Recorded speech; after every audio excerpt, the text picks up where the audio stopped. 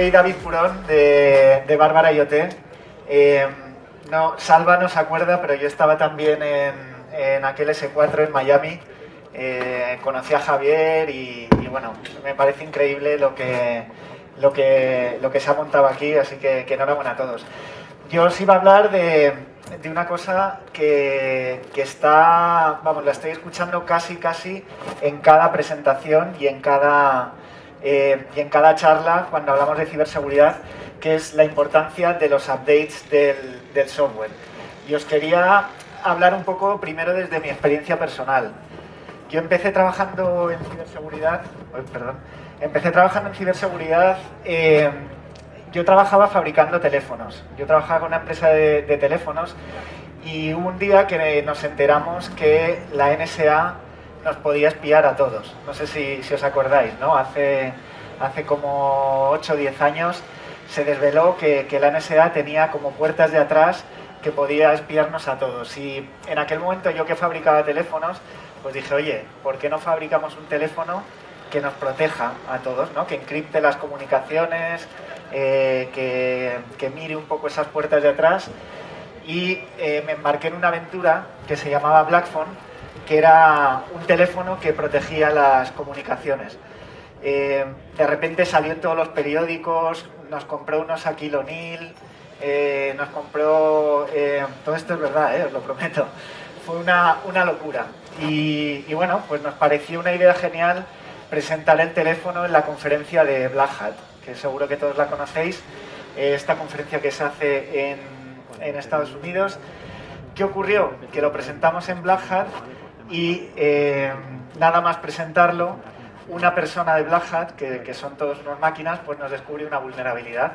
Salió en los periódicos, nos sacaron los colores, y en realidad esto es normal. A todos vosotros que fabricáis producto electrónico os va a pasar, tarde o temprano. La cuestión no es cuándo vas a tener una vulnerabilidad, no es si vas a tener una vulnerabilidad, la cuestión es cuándo la vas a tener. Entonces, al final los updates acaban siendo una parte necesaria de cualquiera que fabrica producto electrónico. No sé cómo de familiarizados estáis con los updates. ¿Cuántos de aquí tenéis vuestro sistema operativo actualizado? No vale mentir, ¿eh? ¿Y cuántos no lo tenéis? Vaya hombre. Bueno, al final es importante tener actualizaciones, pero es que en empresas industriales, obviamente los teléfonos no es lo mismo que un equipo industrial, son otras necesidades, pero es que en empresas industriales el 72% de los managers no actualiza por miedo a romper algo. Y realmente el 80% de los problemas de ciberseguridad que hay en una empresa vienen por equipos desactualizados, con lo cual se hace fundamental. Y de hecho, otra estadística interesante es que el 33% de los equipos de control industrial el año pasado fueron atacados, ¿vale? O sea que cuando parece que las redes están muy aisladas, no están tan aisladas y sufren ataques, y si están desactualizados son muy vulnerables. El mayor reto lo tienen empresas con muchos activos y muy distribuidos. Si tú tienes un PC en una fábrica es muy fácil. Si tú eres un fabricante, un distribuidor eléctrico con 96.000 centros de transformación, con 16 equipos en cada centro, al final eso se vuelve un follón, ¿no? Claves para poder actualizar.